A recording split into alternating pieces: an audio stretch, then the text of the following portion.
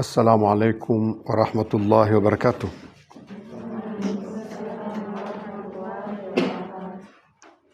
بسم الله الرحمن الرحيم. الحمد لله رب العالمين، والصلاة والسلام على رسول الله نبينا محمد صلى الله عليه وآله وصحبه ومن تبعهم بإحسان إلى يوم الدين.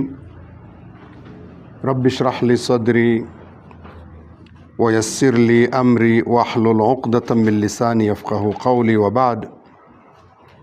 Baada ya kumsifu Allah na kumtakia rehma mtume wetu Muhammad sallallahu alaihi wa alihi wasallam, pengine mnaweza mkaona shekhi wetu kwamba kipindi hiki anagusia sana kuzijua sifa za Allah.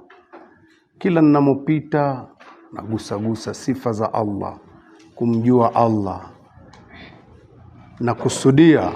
Nimekusudia kufanya hivyo kuona udhaifu uliojitokeza katika jamii, kwamba kumekuwa kuna fashion ya kumwabudu Allah kama kwa namna fulani ya kuiga hivi, na ni kanuni ya kwamba usipomjua aliyeamrisha, ile amri inakosa thamani. Usipomjua aliyetoa amri huwa haina thamani sana, na unaweza hata ukaikwepa. Lakini ukimjua aliyeamrisha, utakuwa unamjua ima na nguvu, utaogopa zile nguvu zake, ndivyo sivyo? Au atakuwa ni rafiki, ametoa amri lakini anaonekana ni mpenzi, ni rafiki. Kwa hiyo unaweza ukaitii amri kwa ule urafiki na upenzi. Moja katika mawili, ima utampenda utatii, au hukumpenda lakini umemwogopa pia utatii. Na Allah anataka tumtii kwa zote mbili hizo, tumpende na tumuogope pia. Kwa hali hiyo Allah akajitambulisha, amejitambulisha kwetu. Hatuwezi kumfikia kwa macho tu, lakini kwa akili tunaweza kumfikia vile alivyojitambulisha, kwa kiasi kile alichojitambulisha. Kwa hiyo nimependa mara kwa mara kujenga katika akili zenu kumtambua Allah kwa sifa alizozitaja, ili tuweze kujua amri zake, tuzitii kwa kumpenda na kwa kumwogopa. Imekaa vizuri? Asli ya dini ni kumjua Allah. Dini utaratibu wa maisha, umjue Allah aliyetuleta. Na lau kama utajua vitu vyote duniani lakini ukakosa kumjua Allah, basi kama hujajua kitu. Yani hujajua chochote, upo tu. Yani umejua kila kitu duniani lakini hujamjua aliyekuleta, we upo tu. Hujajua kitu, kwa sababu hutolijua lengo la kuwepo kwako. Kwa hiyo asili ya dini ni kumjua Allah subhanahu wa ta'ala, na ili tumjue Allah tuzijue zile sifa alizokuwa yeye mwenyewe amejitangaza kwa sifa hizo. Na Allah kujitangaza kwake, utaona Mtume sallallahu alaihi wa sallam alichukua miaka 13 Maka, anatangaza sifa za Allah tu. Miaka 13. Miaka 10 ya Madina ndio miaka ya sheria, ya kutengeneza dola na utekelezaji wa sheria. Lakini miaka 10 Allah anajitambulisha tu, ajulikane yuko peke yake, aabudiwe peke yake. Na kwenye msingi huo tukirudi nyuma kidogo, utaona Allah alimtuma Jibril maalum, akaja kwa sifa ya binadamu ili watu wamuone na wasiwe na woga. Hadithi ndefu inasimuliwa na Umar ibn al-Khattab radhiyallahu anhu. anatuambia Umar ibn Khattab radhiyallahu anhu, anasema bainama nahnu inda rasulillahi sallallahu alayhi wa alihi wasallam, pindi tukiwa tuko kwa mtume sallallahu alayhi wasallam, dhata yaumin, siku moja tuko na mtume, wengi tu tumekaa na mtume sallallahu alayhi wa sallam, idh tala alaina rajulun shadidu bayadhi thiyab, mara akajitokeza mtu amekuja pale pap, nguo zake nyeupe safi. Ishara gani ya nguo nyeupe safi? Ishara ya kwamba huyu mtu anaonyesha hakutoka mbali sana kwenye eneo hili, ndivyo sivyo? Hivi mimi leo kwa mfano ningekuwa natoka safari mbali, nimetoka Songea, ningekuwa kanzu inang'aa hivi, nimetoka moja kwa moja kutoka kwenye basi, nimeingia humu, nimekuja kwa safari ya basi ya muda mrefu, ningekuwa niko kidogo kuna vitu sawa. Lakini nimetoka nyumbani sasa hivi, sasa ikatajwa yule bwana amekuja, nguo yake safi, nguo nyeupe, halafu inatajwa sifa ya pili, shadidu sawadi sha'ri, nywele zake nyeusi. Ishara gani? Bado kijana, sio mzee. Angekuwa ameshazeeka kungekuwa kuna, ama sivyo? Lakini nyeusi manake bado kijana, ndivyo sivyo? Yule mtu alipokuja, anasema Umar ibn Khattabi, la yura alayhi atharu safar, hakuonekani kwake alama za safari. Mtu anayetoka safari ana mizigo, ndivyo sivyo? Na Maka tena, mtu akiingia Maka ametoka safari, kuna kutufu pale, amekuja na ngamia wake amemfunga kule, ana mizigo. Yeye hana ishara ya safari kabisa, kama vile ametoka nyumba ya pili tu hapo. Lakini cha ajabu, wala yaarifuhu minna ahad, hakuna anayemjua hata mmoja katika sisi tuliopo. Imagine kwamba huyu mtu ametoka hapa jirani alivyo, lakini hakuna mtu anamjua, wote tunamwona ni mgeni. Kwa hiyo maana yake Umar ibn Khattab alipoeleza habari hii, anaeleza huyu mtu alikuwa ni wa kushangaza. Vile anakuja wote tukapay attention kwake, tukawa attentive kweli kwake. Huyu vipi, ametokea wapi? Mbona msafi hivi lakini hakuna alama ya safari? Tuko vizuri? Angalia hikma za Mungu, anataka kuja kufundisha kitu, amekuja kwa sura hiyo, watu wote wawe makini.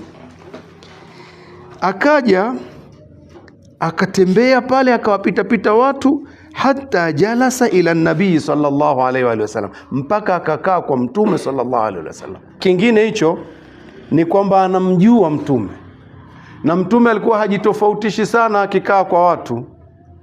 Kama hapa mimi simekaa kwenye kiti, si mnaniona, mtu akiingia tu anajua huyu ndio anayeongoza hii kitu. Yeye alikuwa anakaa, hakuna kiti, hakuna chochote, vile walivyo wenzake ndivyo alivyo, lakini huyu amekuja mpaka kwake, anamfahamu. Hilo pia likashangaza. Alipofika akakaa kikao kama cha mtu aliyoko kwenye swala at-tahiyatu ile ndogo ile, sawa, at-tahiyatu ya kwanza. Amekaa, amemwelekea, fa asnada rukbatayhi ila rukbatayhi, imetajwa kama akaegemeza magoti yake kwenye magoti ya mtume. Sio lazima yagusane, ni kuwa mtu akimuona kwa hivi anaona yuko karibu naye sana. Mtume amekaa naye amekaa, amemwelekea kabisa, kama mtu aliyekwenda kwa adabu anataka kujifunza kitu. Wa wadaa kaffaihi ala fakhdhaihi, akaweka mikono yake kwenye mapaja yake, ametulia, mtu anayetaka kusikiliza kitu. Sawa. Alipokaa hivyo kwa utulivu huo, akamwambia mtume, wakala, akasema, ya Muhammad. Watu wote kimya, wanamwangalia mtu huyu, mtu gani leo huyu? Ya Muhammad, akhbirni anil Islam. Muhammad, hebu nieleze Uislamu, nifahamishe Uislamu. Faqala Rasulullah sallallahu alayhi wa sallam, mtume akasema, al-Islam an tashhada an la ilaha illa Allah. Uislamu ni kushahadia, kutoa shahada, kukubali kwamba hapana anastahili kuabudiwa ila Allah, wa anna Muhammadar Rasulullah, na Muhammad ni mjumbe wa Allah. Watuqima salata, na kudumisha sala. Watu'tiya zakata, na kutoa zaka. Watasuma ramadhana, na kufunga Ramadhani. Watahujja albaita in istata'ta ilayhi sabila, na kuhiji nyumba ile, manake kuikusudia kwenda kuhiji nyumba ile iliyoko Maka, ukiweza masurufu, gharama manake na juhudi za njia mpaka kufika. Ukiangalia swali hilo Mtume sallallahu alaihi wasallam alivyolijibu, amejibu nguzo 5 za Uislamu. Ndivyo sivyo? Ametumwa mtu maalum, malaika, lakini amekuja kwa sifa ya mtu. Amekuja kumuuliza Mtume swali hilo, Mtume akalijibu. Cha ajabu sasa, huyu mtu kala, akasema sadaqta, umesema kweli. Kusema kweli, akasema umesema kweli. Aliposema umesema kweli, kwenye riwaya nyingine na hii pia, qala sadaqta, amesema kweli, umesema kweli. Umar ibn Khattab anasema faajibna lahu yasaluhu wa yusaddiquhu, tukamshangaa pia, yeye ndiye aliuliza halafu anasadikisha. Hiyo kweli. Hebu sikiliza vizuri ya maneno hiyo, sawa sawa. Manake alikuwa anajua, hajui? Hii ikawashangaza kina Umar. Huyu ni mgeni, lakini haya mambo anayajua. Ameuliza alafu yeye ndo anasadikisha ni kweli. Natoa tanbihi, nyinyi mkiwa ni wanafunzi, usije ukamuuliza mwalimu alafu mwalimu amekujibu alafu ukamwambia sadaqta. Kwako wewe itakuwa si heshima kufanya vile. Ile Jibril kufanya vile ilikuwa ni kuwafanya wale wasikilizaji wajue kwa uhakika, wawe wana tanbihi zaidi, kwa sababu ameletwa yule ili wale wazingatie. Wewe ukimuuliza mwalimu alafu ukamwambia sadaqta, maana yake ulikuwa unampa mwalimu mtihani. Kitu unakijua, kwa nini umemuuliza? Sawa? Maana yake wako vijana wengine humuuliza mwalimu alafu anamwambia sadaqta. Yeye anaona kama amefanya kitu kizuri vile, kwa sababu Jibril alifanya hivi. Kwa Jibril ilikuwa kuna ametumwa maalum kwenda kuwafundisha watu kitu. Wale watu kila hatua anayoipitia wawe wako makini, wanaona kumbe mwenzetu anajua. Nani huyu? Tuko vizuri Imekaa vizuri hiyo? Usije ukamwambia mwalimu wako sadaqta baada ya kumuuliza swali. Hilo kwako ni kosa, kwa sababu pale Jibril alikwenda, yeye ni mwalimu, hakwenda mwanafunzi. Alikuwa anamuuliza yule, lakini amekwenda ni mwalimu, na Mtume amethibitisha hivyo. Mwisho huyo alikuja kuwafundisha. Haya, ikaisha ile pale kipengele kile cha kuzungumza nguzo ya Uislamu. Nguzo 5 za Uislamu amezitaja pale. Hajamaliza, akaendelea na jingine. Kala, akasema Jibril, mkiwa napitia mengine haraka haraka, najua mtayapata tu kwa walimu wenu haya. Mimi lengo langu hapa nilikusudia ni jingine kabisa, kujenga kile ambacho kinapotea sasa hivi. Akasema tena Jibril kumwambia Mtume, fa akhbirni anil iman, hebu nieleze imani sasa ni nini? Mtume sallallahu alaihi wa sallam qala, akasema an tu'mina billahi wa malaikatihi wa kutubihi wa rusulihi wal yawmil akhir wa tu'mina bil qadar khairihi wa sharrihi. Ametaja nguzo 6 za imani, ndivyo sivyo? Na hili ndio litakalokuwa somo letu. Somo letu ni hili, kumwamini Allah. Kumwamini vipi? Kwa sifa zake, uwe unazijua. Na ndio maana Allah, Mtume akazitangaza sifa, inna lillahi 99 isman, Allah kwa hakika anayo majina 99. Man ahsaha dakhala aljanna, mwenye kuyadhibiti hayo ataingia peponi. Kuyadhibiti sio kuyahesabu tu mangapi 99, ni kujua kila jina lina sifa gani, ukaamini hivyo.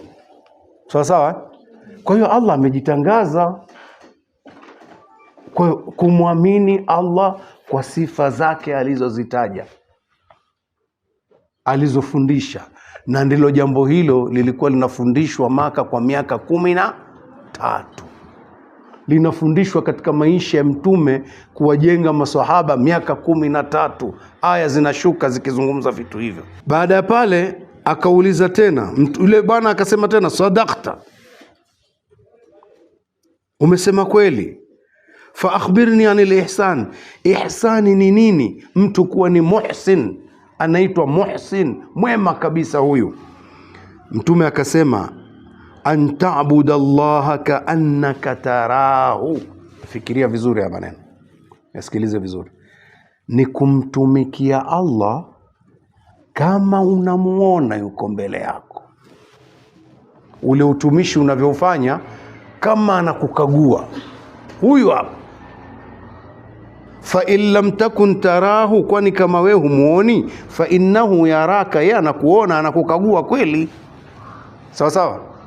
Hiyo imani hiyo tunatakiwa tujengwe, iwepo kila wakati. Allah ananitizama. Ikifutika hiyo kwenye maisha, ndio unakuja kuona watu wengi tu ikifika Ramadhani wanasingizia vidonda vya tumbo. Mimi nina vidonda vya tumbo, siwezi kufunga. Haya maneno hao unatuambia sisi tunaoishi na wewe, lakini sio Allah.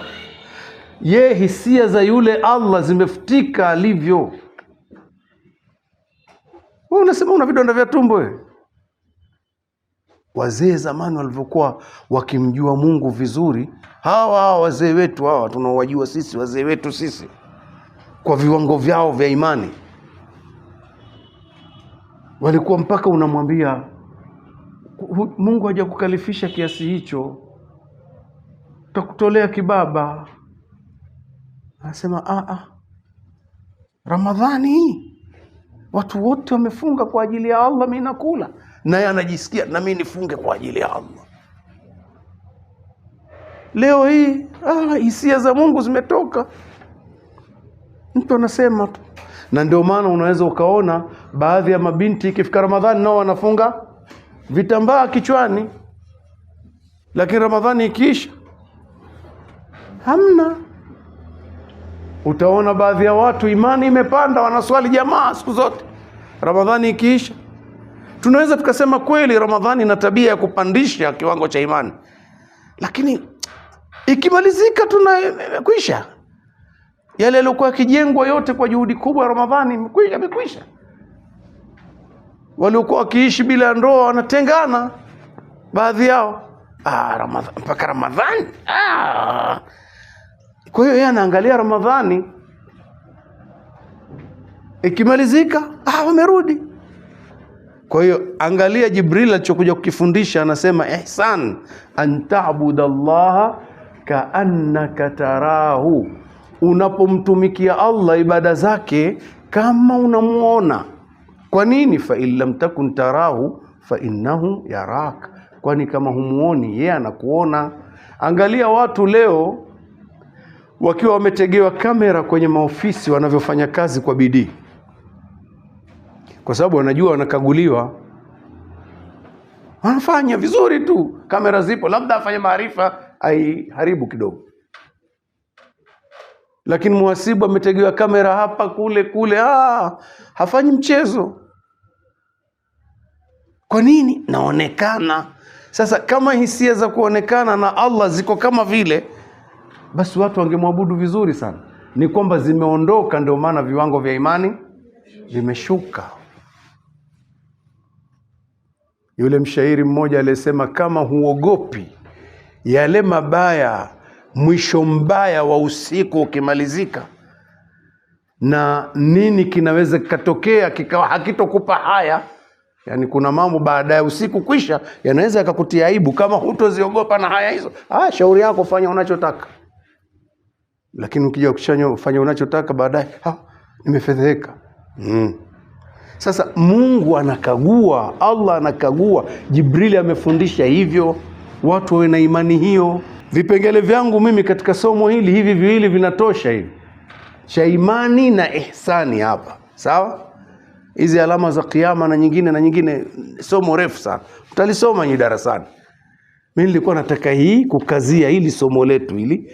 Jibrili ameletwa maalum kwa sura ya binadamu aje akazie imani ni nini, kumwamini Allah vipi na kumtumikia namna gani utumishi wetu kama tunamuona.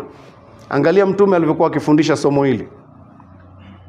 Alimwambia Ibn Abbas wakati bado ni kijana, anamwambia ya ghulam, kijana nisikilize vizuri, ihfadhillaha yahfadhka, mchunge Allah vizuri. Manake ile mipaka yake ile uikague kama vile anakuona. Yahfadhuka, naye Allah atakuchunga vizuri, hutotetereka, hutoharibikiwa. Manake akamwambia tena ihfadhillaha, mchunge Allah, chunga mipaka yake vizuri aliyokuagiza. Ukichunga vizuri tajidhu tujahaka, utamkuta Allah yuko mbele yako. Manake kila wakati atakuwa kama anamuona Mungu huyu hapa. Na kweli kabisa, tukiwa tutachunga mipaka namna hiyo, ndipo pale tunapopata bishara za malaika, tukaambiwa innal ladhina qalu rabbuna Allahu thumma istaqamu tatanazzalu alayhimul malaikatu alla takhafu wala tahzanu. Wale wanaosema bwana wetu ni Allah, wakamwamini kwa misingi kama hii tunaoizungumza, kwa sifa zake vizuri, kisha wakawa na msimamo kwenye kuliendea hilo la imani yao. Manake Allah anaposema usifanye, naye hafanyi, ana msimamo. Sawa sawa? Hiki usiende huku, haendi, ana msimamo. Fanya hiki, amefanya. Usifanye hiki, hafanyi. Ndio amemchunga Allah hivyo. Sawa sawa? Pale watu hawa tatanazzalu alaihimul malaika, huwashukia malaika wakiwaambia la takhafu wala tahzan, usiogope wala usihuzunike, haya maisha yasikusumbue. Na siku roho zikitoka, ndio anamuona malaika kabisa akimwambia abshiru bil jannati allati kuntum tuadun, furahieni uko pepo mlizokuwa mkiahidiwa. Lakini kuanzia duniani anaambiwa la takhafu wala tahzanu, msiogope msihuzunike, hakuna shida. Kwa nini? Allah amewaahidi. Akiwa na imani alafu akawa mtekelezaji mzuri, anaambiwa lanuhiyannahu hayatan tayyiba, tutamfanya aishi vizuri, si ndio hivyo? Sasa mtu aliyefanywa na Allah aishi vizuri atapata shida gani tena? Tuko pamoja? Msije kuwa mmeshikwa usingizi mkapitwa.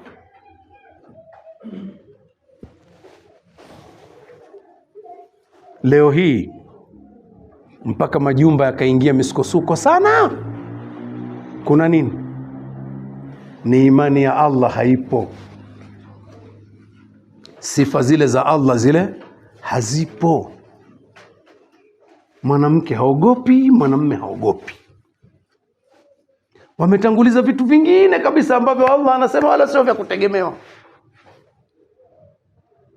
Allah na vitu anavyotuambia hivi ndio vya kutegemewa. Katika sura Al-Kahfi vinazungumzwa. Kuna walbaqiyatu salihatu khairun inda rabbika thawaban wa khairun amala.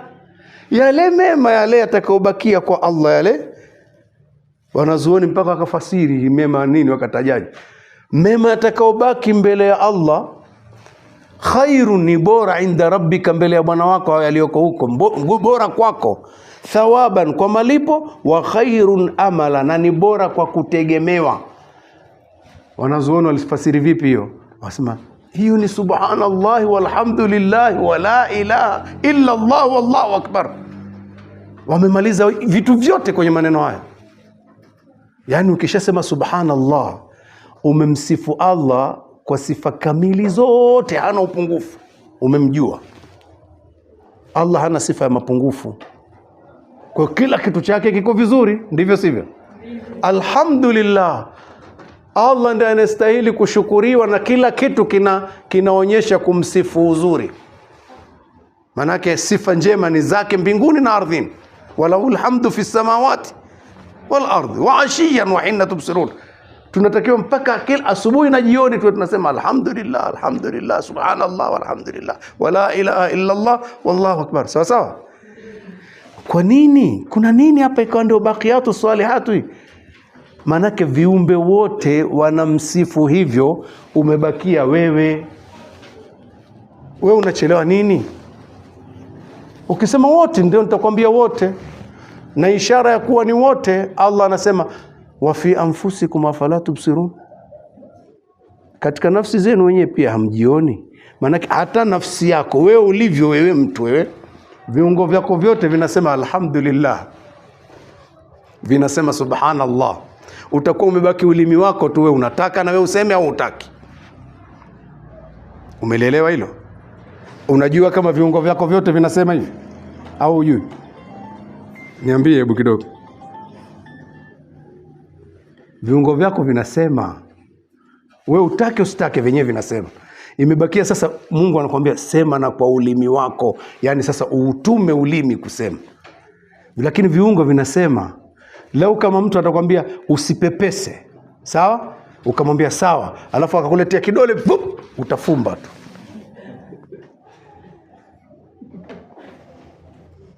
Kweli si kweli? Mmeshapatana vizuri, nakupa 10,000 usipepese. Akafanya umeshafumba. Kwa nini umefumba na ulikubali kwamba hutofumba? Kiungo chenyewe kimemsabihi Allah. Kitu kimefika hapa, kinakataa, kinafumba. Sawa? Unajikata kwa kisu, umekatika, tap, damu inatoka, halafu inasimama. Imesimamaje? Viungo vyenyewe, vitu vyenyewe vilivyomo ndani vinasema kule, bana, hii damu tukiacha kutoka atakufa huyu. Kwa hiyo wanapambana pale, wanaziba jamaa. Unaona leo imekuja fulani, kumekauka, kesi imekwisha, damu imesimama. Labda mshipa uliokata uwe ni mkubwa, wanakuwa hao jamaa wamezidiwa nguvu. Maana kuzidiwa nguvu kuko sawa sawa, lakini kama kiasi cha kufanya kazi yao, kiungo chenyewe, mwili wenyewe utafanya kazi. Hamjioni? Baridi hii unaweza ukapambana nayo hata kama mwili bado uko wazi. Ule mwili unafanya kazi, joto kwanza litafanya bidii, linabakia pale pale 37 alitekana, lakini sasa imezidi, huna cha kujiziba, imezidiwa, mwili umezidiwa pale sasa. Manake hata hiyo iliyoko 37 imezidiwa, lakini bado ipo. Kama ukipimwa kwa kipimo pale, iko pale pale, lakini umezidiwa nguvu, unatetemeka. Mwili wenu hamuoni mko hivyo? Ndivyo sivyo? Ada za kina mama za kila mwezi imeanza kutoka, siitoke tu kwa kipindi fulani, alafu basi. Kwa nini? Kuna kazi fulani iliyofanya hii toke, basi imeshamaliza. Ni wewe unasema isitoke tena au ni yenyewe? Yenyewe. Ni Mungu amefanya vitu hivyo, yani anasifiwa Allah. Sasa vitu hivi vikiwemo kichwani ndio vya kubaki hivyo, manake utamtumikia Allah kwa kujua sifa hizo. Lakini kama uzijui, unajiona kila kitu kinakwenda chenyewe tu. Sasa nimeisoma hiyo aya. Kwa nini? Tunategemea vitu vingine, tumeacha kutegemea hivyo, wakati Allah anasema hivi ndivyo vya malipo kutegemewa, na vya malipo na katika maisha vya kutegemewa ni hivi. Tunategemea nini? Mtu anatoka anasema, bwana, juzi tu nilikuwa niko India. Nilipoona nimekwenda kule bwana, nikakutana madaktari bingwa, nimepimwa vizuri. Niko safi. Kwa hiyo mwili moyo safi, damu safi, kila kitu kiko safi. Anamaliza siku 3 alafu amekufa mtu.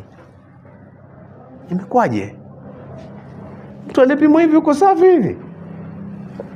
Alianza kutegemea hali ile, amesifia safi, amemsahau. Lakini Allah ana sifa moja ambayo yeye ameisahau, yukhrijul hayya minal mayyiti wa yukhrijul mayyita minal hayy. Anamtoa aliye hai kutoka kilichokufa, na anamtoa aliyekufa kutoka katika aliye hai. Anapatikana mfu wakati mtu yuko hai. Maana yake swali hilo lilikuwa ujiulize hivi, Mimi tayari niko hai, kila kitu kiko imara, nimepimwa, hakuna matatizo, mbona ghafla tu nife? Yuko anayekusimamia, umemsahau wewe. Ama na sifa zake, muhyi, na ya pili mumit. Yeye ndiye huyo mwenye sifa hizo, alitakiwa uzijue. Tuko vizuri? Lakini tukizisahau hizo, shida inakuja. Sasa nilisema watu nyumbani wanagombana. Allah alisema yeye ndiye aliyekuumbieni kutokana na nafsi zenu wake zenu. Walladhi khalaqa lakum min anfusikum azwajan litaskunu ilaiha. Amekuumbieni wake zenu, amekuumbieni wake kutokana na nafsi zenu ili mpate utulivu kwao. Sikiliza vizuri kipengele hicho. Allah anatuzindua. Manake asili walioanza kuumbwa ni wanaume au ni wanawake? Wanaume.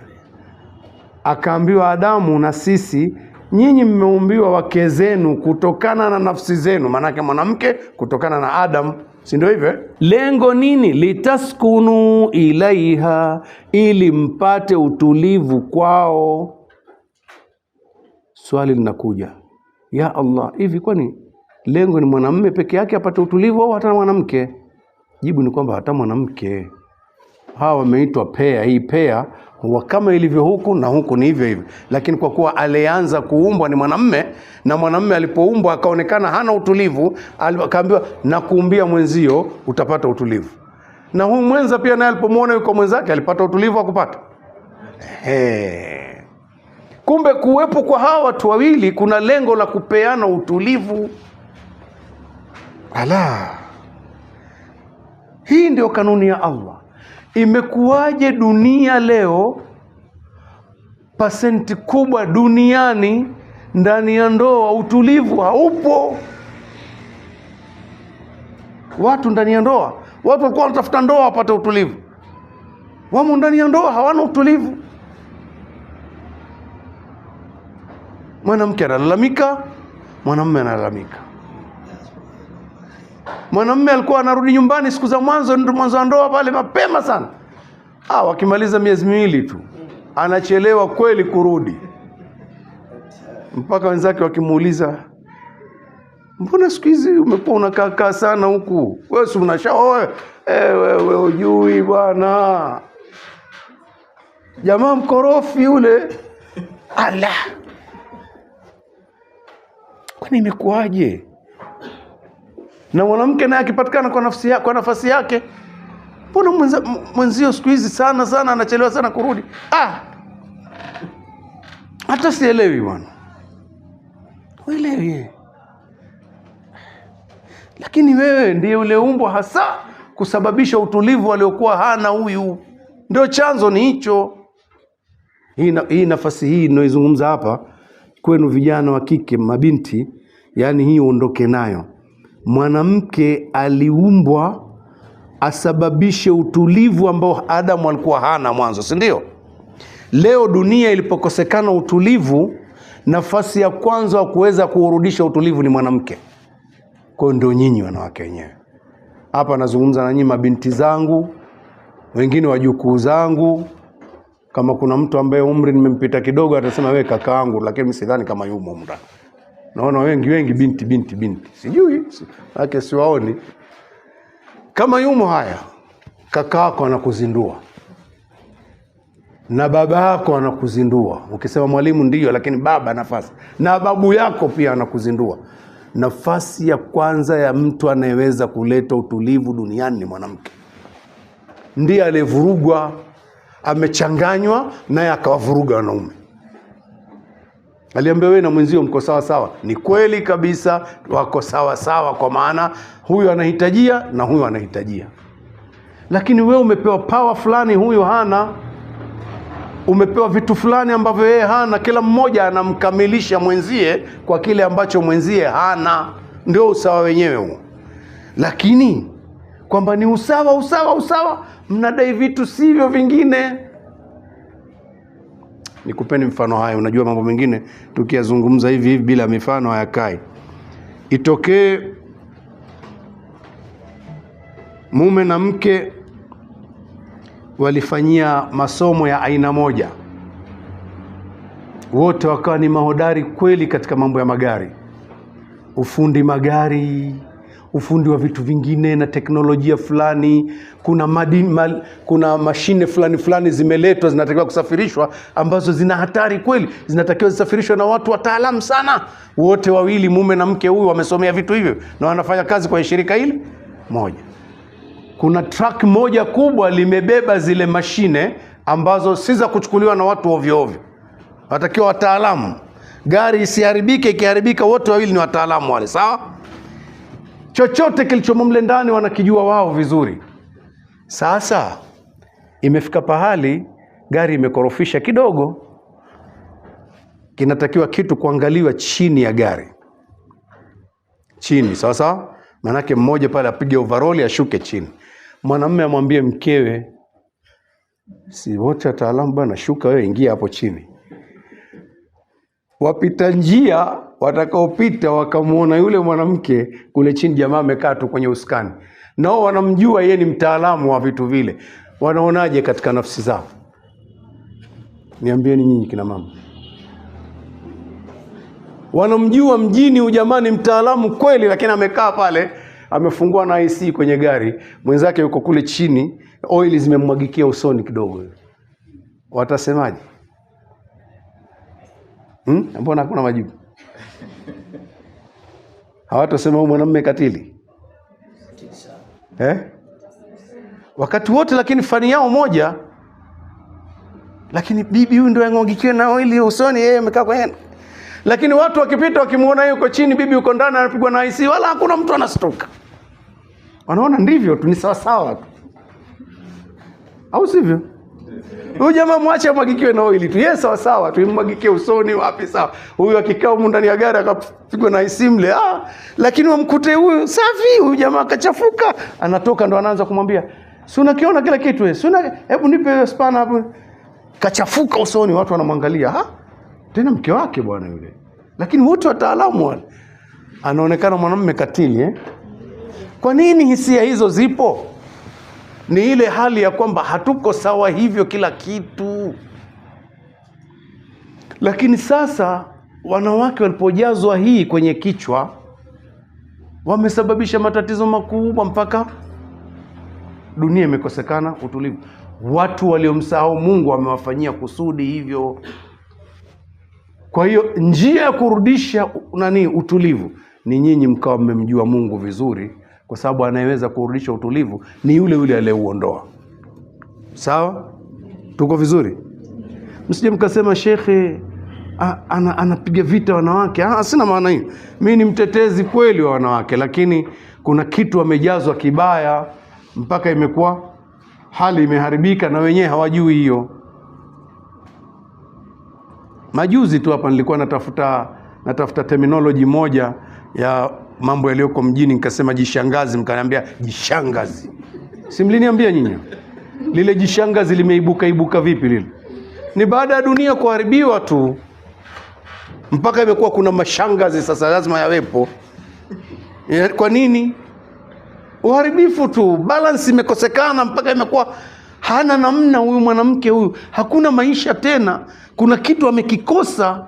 Sasa lazima akinunue kwa hela tu, amekuwa lishangazi limemnunua mtu. Ndio halisia, msicheke, ndio halisia. Kwa hiyo nyinyi mumjue Allah. Allah ni lazima ajulikane kwa sifa zake, kwa sababu asluddin maarifatullah, ndio asili ya dini hasa. Kwa hiyo Allah atumikiwe kwa kumjua. Ukiwa humjui unatengeneza mbinu za kumkwepa, lakini ukimjua ndio ile ihsan. Al-ihsan an ta'budu Allah ka'annaka tarahu, ni kumtumikia Allah kama vile unamuona. Fa in lam takun tarahu fa innahu yarak, kama we humuoni yeye anakuona. Ukijua sifa hiyo utakuwa mzuri sana. Halafu sifa nyingine ya mapenzi, Allah ni wadud, anawapenda waja wake, mpaka waja waliomtumikia wakaitwa ibadur rahman. Hivi kwani Allah si ametuumba sote? Kwa nini awaite watu fulani hawa waja wangu? Kama vile kinyume chake hawa waliobaki waja wa shetani, hawa wa kwangu mimi, hawa mmemwachia shetani waliomchagua. Unaitwa mja wa Mungu, Mungu mwenyewe amekuita hivyo. Ni kwamba Allah ana sifa hizo za kupenda. Kwa hiyo ukijua Allah ananipenda, wewe utaacha kumpenda? Utampenda, utamtumikia kwa kumpenda, kwa sababu umejua sifa zake. Ukipita sifa nyingine unamkuta shadidul iqab, mkali kweli kweli wa kuadhibu. Na hizo zimeonyeshwa kwa matendo, kwa mazungumzo aliyozungumza Mtume katika hiyo miaka 13. Watu waliofanya hivi ikawaje? Kuna watu duniani Mungu amewaumba ni wakubwa kweli kweli, hata akili inakataa. Mtu mrefu kuanzia hapa mpaka kule kwenye ukuta mpaka huko, na hiyo nimekadiria tu. Achilia mbali hao kaumu Adi tuliosifiwa huku kwetu Madagascar tu, huku Afrika hii tu kumegundulika mafuvu ya watu ya kichwa. Wewe ukisimama, lile fuvu la kichwa likisimama unafikia hapa tu. Imeeleweka? Yaani fuvu la kichwa limesimamishwa hivi, limewekwa hapo chini Wewe ukienda ukisimama pale kwenye ile fuvu la kichwa, wewe unafika hapa. Shingo ile lifupa fulani uko hapa wewe. Umesimama na urefu wako wote. Maana yake ni kwamba wewe unaweza ukachuchumaa kwenye hii tundu ya jicho. Ukaingia kwenye tundu ya jicho lake ukachuchumaa. Mungu amewaumba watu wa namna hiyo. Lakini walipoleta jeuri watu type hiyo, kwa mfano kule Yemen, wameuoa kwa upepo tu. Upepo. Na kwa nini Mungu aliwaadhibu kwa upepo ukifikiria? Kwa sababu hisia zao ziliwaambia, kwa urefu walionao na nguvu walizonazo, kitu gani kinaweza kuwatisha? Ng'ombe anamshika tu, anaweza akamshika akampiga chini akachinja. Wakati wa kumchoma amemchoma, anakula na ugali tu, anashika sehemu yoyote ya ng'ombe tu anakula. Kama vile kushika senene. Umeelewa au haieleweki? Pengine saa nyingine mnaona kama natania. Ngoja kipindi kisha alafu niwaletee baadhi ya picha mzitizame kwa pamoja. Mungu ameumba watu wa namna hii. Sasa ukijua mtu aliyeona hakuna kitu cha kumsumbua, Allah anamwambia wewe ujui mimi na viumbe wangu wana nguvu kwa kweli. Siku sasa anataka kuadhibu, anawaletea upepo tu. Mtu haamini. Anajaribu kutoka nje, umemrudisha mpaka kwenye mlima, ameganda pale kwenye mlima, hawezi kusogea. Anakauka hapo anaanguka kama gogo la mtende. Wamekufa namna hiyo. Sasa ukijua sifa hizi za Allah, utampenda kwa anavyokupenda na utamuogopa pindi ukimwasi anakuaje. Tuko vizuri Ewa. Allah tunamjuaje sasa kwa hizo sifa zake? Alijitangaza. Angalia tangazo moja kwanza, halikuwa la kuhitaji fikra kubwa wala kwenda chuo kikuu. Wale Makureishi walipompinga Mtume sallallahu alaihi wasallam, wakamwambia Muhammad, mbona wewe mtu wa ajabu sana wewe? Vipi? Yaani unatung'ang'aniza tumwabudu huyo Mungu wako huyo. Kwani hivi yeye sifa zake zikoje tofauti na hawa tunaoabudu sisi? Sisi tunaabudu wao, tunajisogeza kwake huyo. Yeye huyo unataka abudiwe vivyo hivyo. Kwani wa dhahabu huyo? Ametengenezwa kwa silver huyo au kwa madini gani ya hali ya juu? Kumbe Mungu ndivyo anavyomfikiri kutengenezwa kumbe. Angalia majibu aliyoyajibu Allah. Qul, sema muambie, huyo mnayemuuliza Allah, jina lake kwanza mumjue hili. Yeye ni Allah. Ahad, mmoja wa pekee. Nyinyi hapo kwenye Al-Kaaba mmewajaza wangapi? Mna wengi. Kuna Mungu wa jua, wa mvua, wa matunda, wa miti, wa nini, chungu mzima. Kila siku kuna Mungu mwingine wa kuabudiwa. Yeye ni ahad, mmoja wa pekee. Amejitangaza, hajajitangaza? Akasema tena Allah, huyo aliyekwambia ndio jina lake, As-Samad, anajitegemea, hategemei mwingine. Yale alikuwa ni majibu ya kwao direct, kwamba miungu yenu yote mlionayo haijitegemei, inakutegemeeni nyinyi. Kila aliyetengeneza ibada fulani ameweka kitu pale, amekisujudia au amekipigia magoti, lakini hicho kitu amekitengeneza yeye. Ndivyo sivyo? Kwa hiyo hicho kitu kinamtegemea, hakimtegemei? Kinajitegemea, kinamtegemea. Asipompangusa vumbi, yule atabaki na vumbi siku zote. Akiwa amekaa upande, asipomrudisha atabaki hivyo hivyo. Lakini Allah anajitegemea na hamtegemei mwingine. As-Samad. Akataja sifa nyingine, lam yalid, hakuzaa, walam yulad, wala hakuzaliwa. Ni yeye wa tangu na tangu.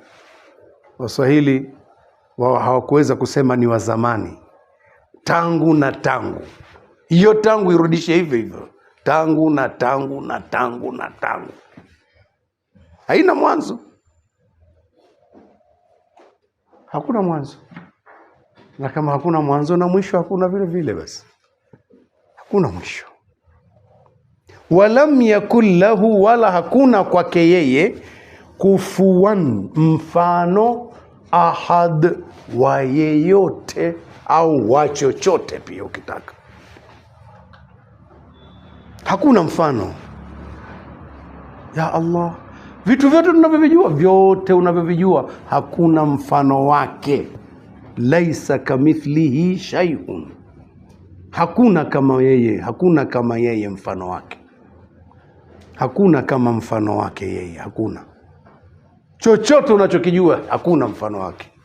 Sasa angalia walivyo navyo binadamu na wakawa na viabudu, vina mifano. Watu wametengeneza vitu kwa mifano ya vitu wanavyovijua. Allah hana mfano wa chochote mnachokijua nyinyi. Sasa huyu Mungu huyu sisi tunataka tumjue, tunasema tumjue. Tutamjua kwa sifa alizozitangaza. Sawa sawa, eh?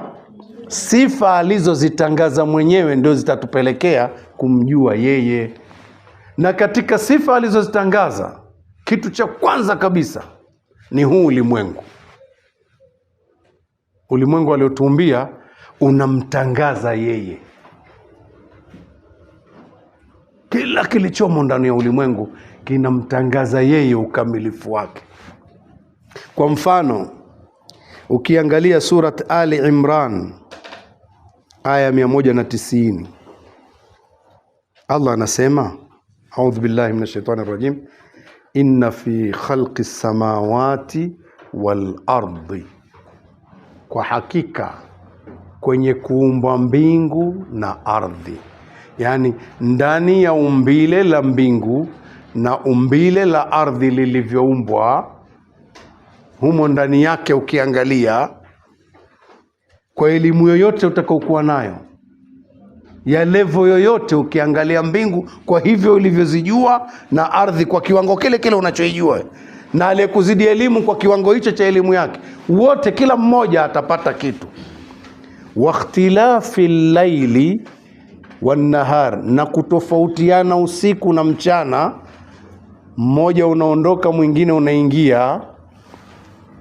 Ndani ya vitu hivyo navyo ukiviangalia kwa kiwango chochote cha elimu anachonacho mtu, yani Mungu hapa hakuzungumza na watu wenye elimu kubwa peke yao, viwango vyote vya elimu mtu akiangalia usiku na mchana. La ayatin, mna dalili za wazi wazi zinazomtangaza muumba. Yuko anayesimamia, mudabbir ni jina lake, sio jina lake?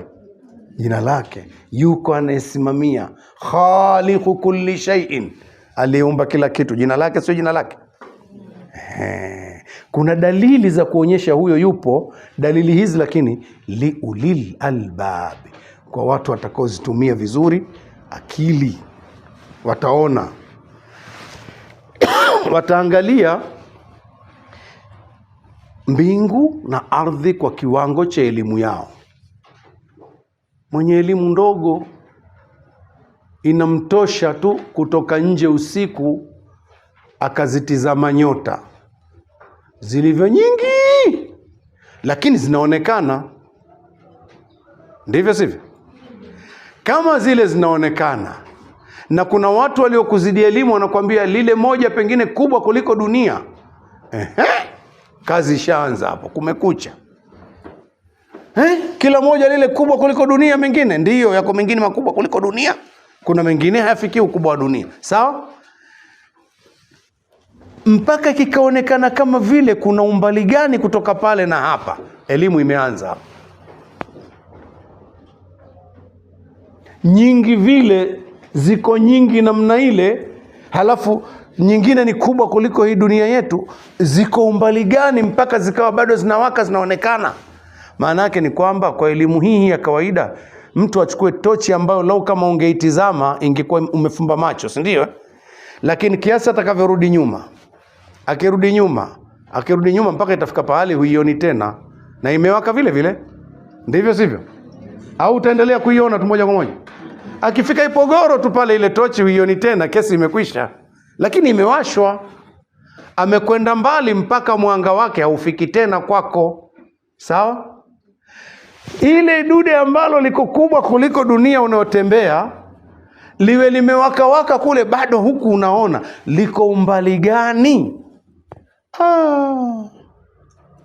Sitaji kilomita mimi hapa, nataka ile akili ifanye kazi tu. Mbona ziko nyingi vile? Ya pili hiyo. Maana yake ni kwamba kumbe hili anga ni kubwa kuliko ninavyolifikiria. Ndivyo sivyo?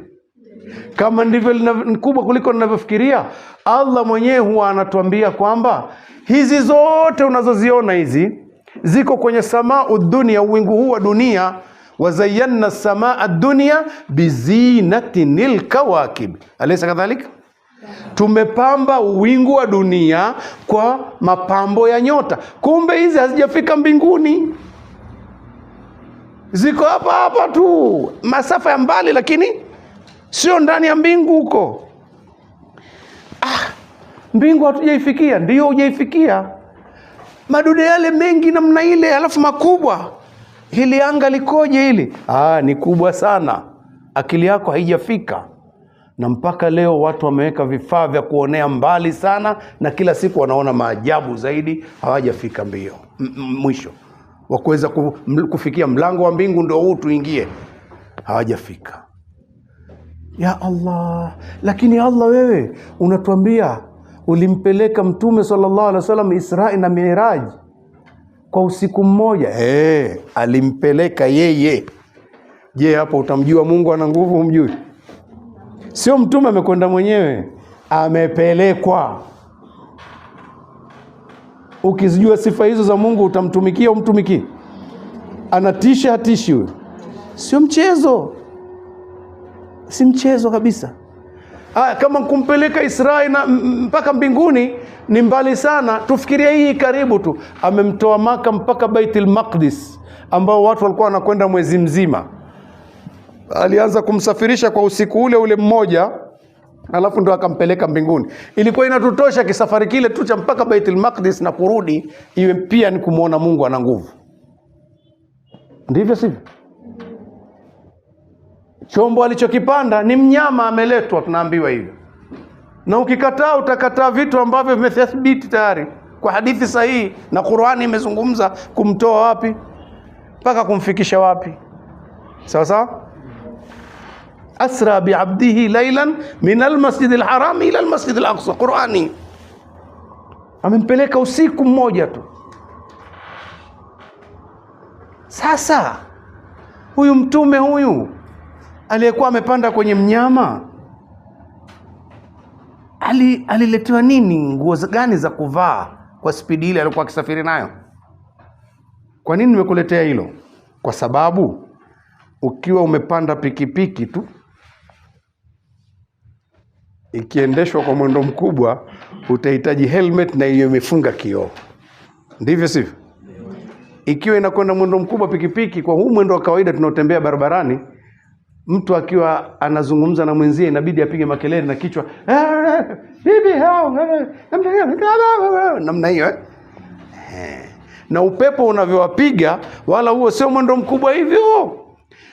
Mtume mwendo huu aliokuwa anakwenda nao mpaka kule, amekaa hapo kwenye huyo mnyama, alikuwa anakwenda mwendo wa chombo gani hapa duniani? Alivishwa nini? Kuambiwa kama zilikuweko zana za kisasa, labda amewekewa kioo kimemziba. Hamna habari yoyote iliyotajwa. Alikuwa anaongea na Jibril na wanaelewana, na spidi yote hiyo. Maana yake mnyama huyu tunasifiwa, lionapo jicho amekwisha kanyaga. Jicho likifika pametua. Ni spidi hiyo, inashinda ndege yoyote unaoijua. Na wanaongea watu, ni wazi alikuwa kuna kifaa alichowekewa na Allah, hasumbuki na upepo uliopo wala nini. Wanaongea na Jibril, huambia alivishwa na headphone na nini. Wanaelewana bwana. Ndio maana Allah akasema yeye ndiye alimpeleka. Hakusema Muhammad amekwenda, amempeleka. Sasa kama Allah amempeleka, aliyempeleka ana nguvu sana, ni mtaalamu sana. Ukizijua sifa zake hivyo, si utamwabudu kwa kumwogopa na kwa kumpenda? Ndio maana tukasema tumepungukiwa kujua sifa za Allah, na Allah amejitangaza katika Qur'ani kwa kipindi cha miaka 13. Mtume anamtangaza sifa zake. Iko haja ya sisi kuzijua.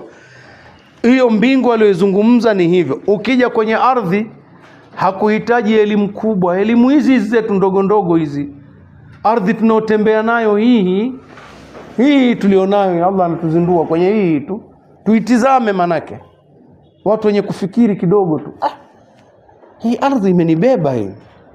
Walionizidi elimu wananiambia inazunguka hii. Kweli, mbona sihisi? Na sio inazunguka tu, na inalizunguka jua. Inazunguka yenyewe hivi. Ndio maana kuna waqtilafi llaili wan nahar, na kutofautiana usiku na mchana. Manake iko ndani ya mzunguko mfululizo hivi, halafu kuna mzunguko wa kulizunguka jua hivi. Kwa hiyo vyote viwili mizunguko ipo. Hii haihitaji maelezo mengi, si ndio tunaopitia shuleni hayo? Kama tungekuwa tumemulika tochi hapa, hii tochi ikipiga hapa na hii inazunguka, kuna wakati tochi itamulika kwenye eneo. Kama ingekuwa pana karatasi hapa, litamulika kwenye karatasi. Ikizunguka karatasi imefikia huko, haipati mwanga wa tochi, si ndio? Si ndio mchana na usiku? Ndio hivyo. Sasa kitendo hiki kinapatikana mfululizo. Hakuna wakati usiku umeganda sehemu fulani au mchana umeganda sehemu fulani. Mfululizo, usiku mchana, uko kila pahali, kila wakati. Sasa watu wenye kutumia akili wanaona huyu anayefanya mambo haya sio mdogo, ni mkubwa sana, ametuweka alafu wala hatuhisi, na nyumba zimejengwa juu yake na zinatembezwa juu ya hii dunia kama mawingu linapita. Yaani kama ungekuwa umetolewa nje ya dunia ukaiona kwa mbali, manake ungeiona. Leo tunaonyeshwa kabisa kwenye vifaa, unaiona dunia ile imo kwenye spidi yake na safari yake ile. Watu wameipiga picha wakiwa sehemu nyingine.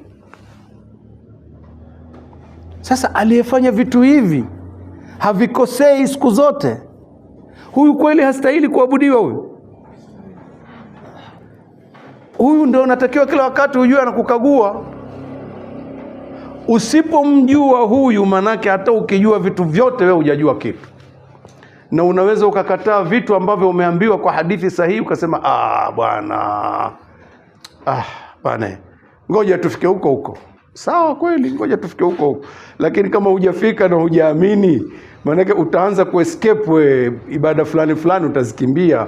Afadhali ujue kwanza, umjue Mungu mwenye uwezo huu, ili usikimbie. Umeshamjua nguvu yake.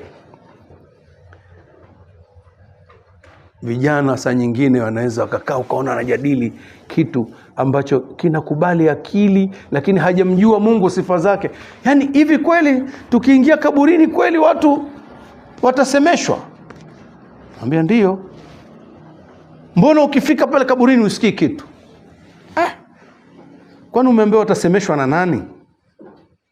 Na malaika. Sasa malaika anasemesha kwa lugha, kwa sauti yako wewe kama hii, inabidi nayo upewe masikio hayo. Sasa yule mtu ameshafika kwenye hatua nyingine, sio hii. Yule yuko kaburini, inabidi nayo ingie kule ndio usikie sauti ya malaika. Sijaeleweka hapo?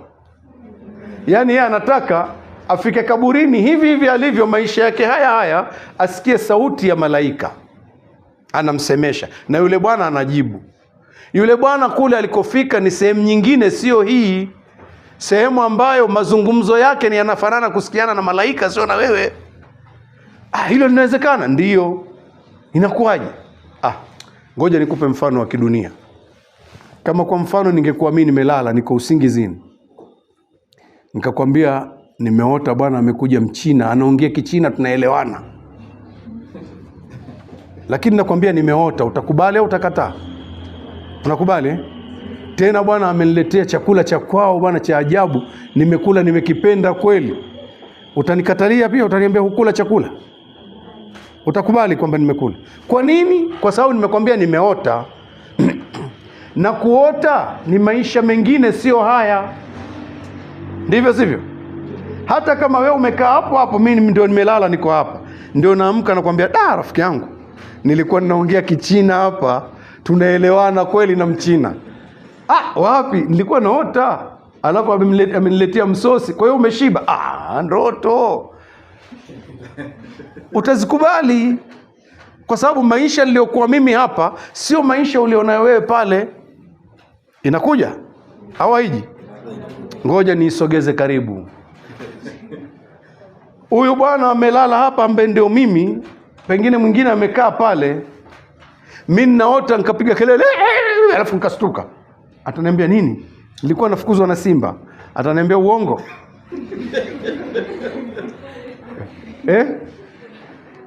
Atakataa? Atasema ni uongo? Anakubali? Mke na mume wamejifunika shuka moja, anapiga kelele mmoja, alafu anakaa kitako, amemwamsha mwenzie. Nini? Nilikuwa nafukuzwa na simba bwana. Ndugu yangu pole.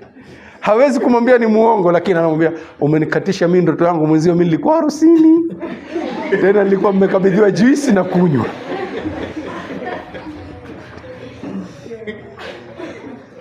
Ama sivyo? Huyo alikuwa harusini, wamejifunika shuka moja, tena amekabidhiwa juisi anakunywa. Huyo anafukuzwa na simba, anamwambia umenikatisha rafiki yangu. Huwezi kukataa kwa sababu ni maisha mengine, sio haya. Sasa mbona maisha ya kaburini unayakataa wakati hujayafikia? Lakini ukizijua sifa za Mungu, hapo huwezi kukataa hivyo vitu. Utaona vinakubalika kwa sababu viko vitu vya kukuongoza kufanya hivyo. Leo tumepoteza hizo hisia. Tumevurugwa. Watu wametupeleka kwenye ulimwengu mpaka wanatutengenezea vitu vya ajabu ambavyo kwa kweli ni vya ajabu. Tunafurahia vile vitu tu, hatumfikiria aliyetengeneza. Jamaa mtaalamu. Si kama hivi madude haya. Lakini linapeleka sauti kule. Basi tunafurahia hili tu, lakini aliyetengeneza naye huyo anastahili sifa. Sasa Allah ametengeneza mangapi yanayostahili sifa mpaka akatuambia wa fi anfusikum afala tubsirun. Katika nafsi zenu nyinyi hamjioni mlivyo, ili mumjue huyu muumba? Hamjioni? Ya Rabbi, tujiangalie. Ndiyo, kwa kukosa kujiangalia tunaharibu. Tunaona tunatengeneza kucha zinakuwa, unaambiwa kata ili uwe mtu, wewe unaongeza nyingine, unakuwa sio mtu tena wewe. Ili uwe mtu, yule aliyekuagiza anakuambia hizi zimekuwa ndefu, kata, ndio utaendelea kuwa binadamu. Wewe unakwenda kwa mtaalamu sijui kwa kuuza kucha, unamwambia nataka hizi zinazofika hapa hizi. Bandika, akibandika zimefika hapa. Wewe umeshakuwa sio mtu tena. Sio mtu vipi? Hebu fua nguo yako hata ya ndani tu. Si kuna mashine za kufulia bwana? Osha mikono tu basi uweze kujikuna uso wako. Jikune popote mwilini na kucha hiyo. Unakuwa kioja. Ni kumsahau aliyeumba. Tukimsahau tu, hata utu wetu unapotea. Kina mama, mabinti zangu, wajukuu zangu, Nisikilizeni vizuri. Yaani ukimsahau tu ukawa hujui sifa zake, utu wako unapotea. Kichwa chako kinageuzwa boksi. Unajazwa chochote unachukua, unatoka nacho. Unaambiwa umependeza, unakubali. Eti umependeza? Umependeza wapi? Unatisha. Wewe unapendeza uko hivi. Unajikuna hivi umependeza. Eti hivi kama dudu gani sijui. Umegeuzwa kichwa box, unafuata mambo ya watu tu. Msikilize aliyeumba, anataka uwe hivyo. Yaani wanakuambia lakini dunia imeadvance Mwambia bwana wewe ukitaka kujisaidia ukinao unakuwa kuna vitu vya kunawia siku hizo unafanya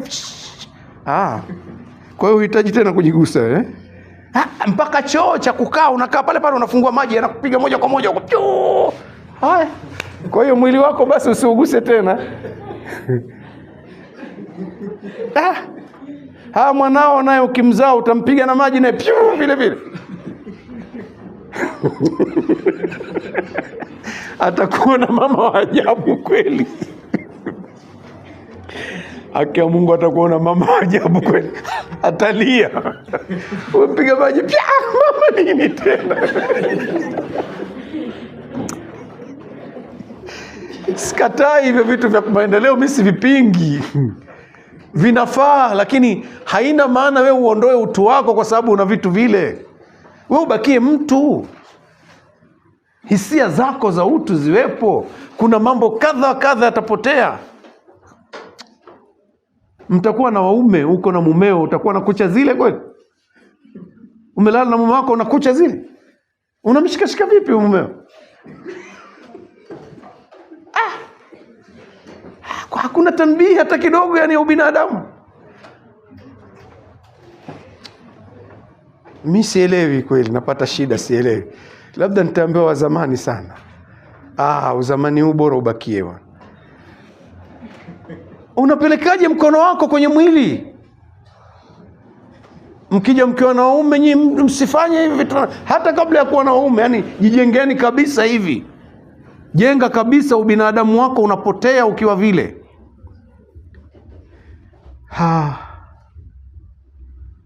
Wote ukiwaona wamefungwa katani zinaning'inia kwenye shingo, kwenye nani, kamba wote. Wote kila mtu ana makatani tu yananing'inia. Yamepakwa rangi nyeusi, rangi ya blue, manjano nini. Makatani tu. Utu wako uko wapi? Lakini zote hizi zinakuja, tunaweza kupandikizwa vitu hivi haraka sana kwa kukosa kumtambua Allah subhanahu wa ta'ala sifa zake. Na wavulana nao ndio wamevurugwa kwa kweli, hata wajielewi. Sifa za ukiume zimepotea kabisa. Mpaka baadhi ya wakati wanataniana wenyewe kwa wenyewe kwenye mitandao. Rafiki yangu ndio umebeba misuli mpaka imekuzidi. Hii misuli hii inaweza ikashindwa kufanya kazi nyumbani kwako. Una maana gani? Utajua wewe mwenyewe. Imezidi, imepitiliza yani.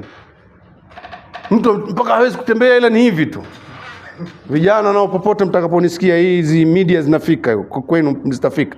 Vijana, watu waliojiongeza misuli ikapitiliza, wako ambao mkiwatizama kwenye mitandao wapo tayari walioshika nafasi za dunia kwa kuvimbisha misuli. Leo hawezi kunyanyua mguu wake, anasaidiwa kunyanyua. Manake umri umesogea sasa kidogo, hawezi kunyanyua mguu wake mwenyewe. Misuli imelegea, imekuwa mibaya. Hawezi kunyanyua mguu wake, anashikwa. Ni zile hela alizozipata ndio zinamsaidia, ana bodyguard wa kumnyanyua, wa kumweka pahali. Akishakaa kwenye kiti hivi, mguu mpaka usogezwe ndio akae sawa sawa. Nini sasa? Ni kumsahau muumba. Hebu turudi, wa fi anfusikum afala tubsirun, nafsi zenu hamjioni mlivyo? Allah alitangaza sifa hii, inna fi khalqi samawati wal ardi wa ikhtilafi al-layli wan nahar, akasema la ayati liulil albab, mna dalili za wazi kwa watu wenye akili, maana wanaozitumia vizuri akili. Akataja maneno mbele, tusimamie hapo. Ni kina nani hao? Alladhina yadhkuruna Allaha qiyaman wa qu'udan wa ala junubihim wayatafakkaruna fi khalqi samawati wal ardh, ni wale wanaomkumbuka Allah na kumtaja, wakiwa wamesimama wanamkumbuka Allah, wakiwa wamekaa wanamkumbuka Allah kwa sifa zake, hata wakipanda vitanda kulala wanamkumbuka Allah na kumtaja, na huwa wanawaza, wanafikiri kuhusu kuumbwa mbingu na ardhi. Ya Rabbi, vitu hivi kubwa namna hii umevitengeneza hivyo. Rabbana ma khalaqta hadha batila, hukuviumba bure bure hivi, lazima umetuwekea ni alama za kutuongoza tukujue. Ya Rabbi, tunakuomba utukinge na adhabu ya moto, faqina adhaban nar.